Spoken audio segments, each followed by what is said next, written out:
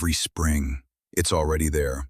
Same fence post, same early hour, the same small shape, sitting in the same spot, watching the same door you're about to walk out of. And every year you tell yourself the same quiet thing, that it can't really be the same one, that squirrels all look alike, that this is just another animal drifting through a yard that means nothing to it, on its way to somewhere else. You have it backwards. It is the same squirrel. It came back on purpose. And the reason it keeps returning to your yard, season after season, year after year, is far more specific, far more deliberate, and far stranger than coincidence. Because that squirrel didn't only remember your yard. It remembered you. This is the squirrel mind, where we slow down and look closely at the quiet intelligence living just outside your window. If that's something you'd like more of in your week, take a second to subscribe. It genuinely helps this little channel grow. Today, we're going into one question, and we're going all the way into it. When the same squirrel comes back to your yard every year, what exactly does it remember about you? Not in a soft, sentimental way.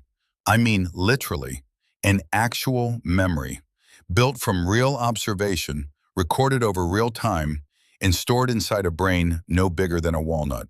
A brain far sharper than almost anyone gives it credit for. We're going to walk through 5 separate things that squirrel has quietly recorded about you, one by one. And stay with me until the end, because the 5th thing, the last thing it remembers, is something you never knew you were teaching it. And once you understand what it is, you will never look at that little visitor by your door the same way again. Number 1, it remembers your yard as a map. Not a picture, a map. When a squirrel moves through your yard, it is not wandering, and it is not improvising. It is navigating a space it has already memorized in 3 full dimensions. Every branch that holds weight, every fence line, every gap it can leap, and every route it can vanish down if something goes wrong. Researchers at UC Berkeley who study how squirrels think have found something remarkable about the way all of this is stored.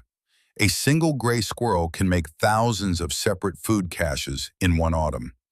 And instead of scattering them blindly and hoping, it organizes them, grouping its hidden food by type, by location, by value. Scientists call it chunking. It's the very same trick you use when you remember a long number in small pieces instead of one impossible string.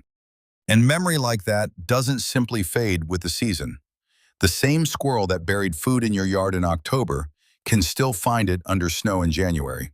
Not by luck, and not only by smell, but by remembering where it chose to put it. What this means for your yard is this. You see a lawn, a tree, a feeder, a fence. It sees a living map, and your yard is one labeled, remembered region inside something much larger. A place it has personally decided is worth keeping in mind. And the longer it returns, the more detailed that map becomes. But the map is only the surface, because somewhere on it, marked and remembered, is you. Number 2, it remembers where the food comes from. And that means it remembers you. Squirrels are what biologists call scatter hoarders. Their entire lives are organized around a single, relentless question. Where is food now, and where will it be tomorrow? So they pay extraordinarily close attention to anything in their world that reliably produces it. A feeder that quietly fills back up. A porch where seed appears in the morning. A hand that, every so often, leaves something behind and then withdraws. To the squirrel, none of these are random gifts. They are patterns. And a dependable pattern in a squirrel's world is one of the most valuable things there is. Something you commit to memory and return to again and again. Here is the part most people never realize. The squirrel does not only remember the place the food appears, it remembers the cause behind it. Over time, it learns that food in this particular yard is connected to the large, slow, warm creature that lives inside the house. You. You have been filed away. Not as a friend, exactly, but as a source. A fixed, reliable point in a hungry and uncertain world. And that, quietly, is where something that looks almost like a relationship begins. But what it remembers next has nothing to do with food at all. Number 3, it remembers your routine. A squirrel stays alive by predicting. Predicting where the hawk likes to circle, when the yard falls quiet, which sounds mean danger and which mean nothing at all. Survival, for this animal, is almost entirely a matter of knowing what happens next. And the very same machinery it uses to track its predators, it quietly turns toward you. It learns your schedule, the hour your door tends to open, the rhythm of your mornings, your weekends, your comings and goings. Studies of backyard squirrels show they habituate to predictable human behavior. They grow calm and confident around what repeats on a schedule, and noticeably wary around whatever suddenly changes. That is why the squirrel is already on the fence post before you ever step outside. It did not happen to be there. It learned you. It learned the shape of your morning well enough to arrive ahead of you and wait. And if you have ever broken that pattern, left at a strange hour, come out a different door, and felt the squirrel freeze and watch you a beat longer than usual, that was not your imagination. You had just broken a pattern it spent weeks memorizing, and it noticed immediately. Number 4, it remembers the difference between you and a stranger. This is the point where some people stop believing me, so let's be careful and completely honest about it. A squirrel is not reading your face the way another human being would. It is not memorizing your features. But it is extraordinarily good at one thing: telling apart what is familiar from what is not. It knows your size and the particular way you move across the yard. It knows your usual sounds, your usual shapes, the slow and unalarming pace it has watched, day after day, for seasons. You are the familiar one, the safe one. And when someone new steps into that same yard, a stranger, a guest, a delivery in unfamiliar clothes, you will very often see the squirrel react in a completely different way. More distance, more hesitation, a faster, higher exit into the branches. What this means for your yard is this: to that squirrel, you are not interchangeable with other people. You are a specific, known individual presence. Out of every large creature that could ever enter its world, it has sorted you into a category that almost no one else is allowed into. Known, predictable, safe. And that one word, safe, is the whole of the final thing it remembers. Number 5, it remembers exactly how safe you are. Everything we have talked about, the map, the source, the routine, the recognition, all of it pours into a single judgment the squirrel is making about you, constantly, every time you appear.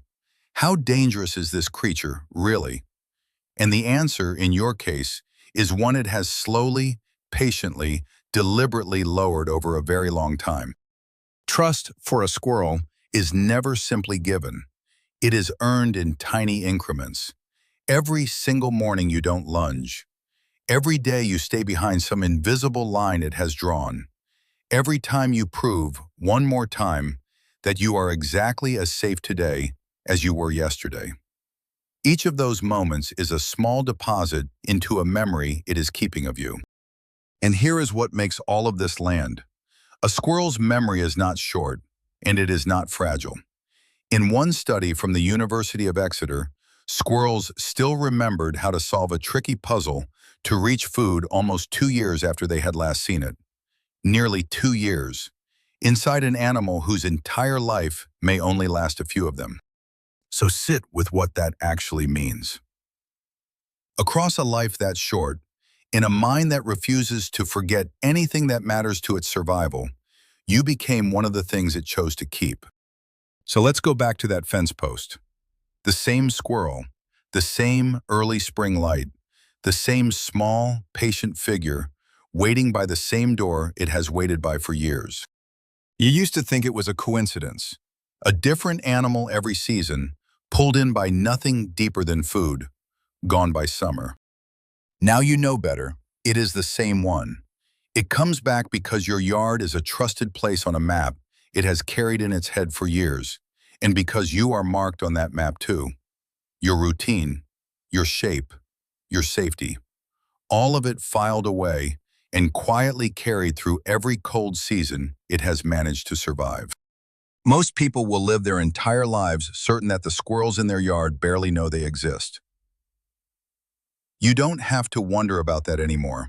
And the next time the same one returns, same post, same hour, already waiting before you've even reached for the door, you will understand exactly what you are looking at. Not a coincidence, a memory, one that has the shape of you inside it.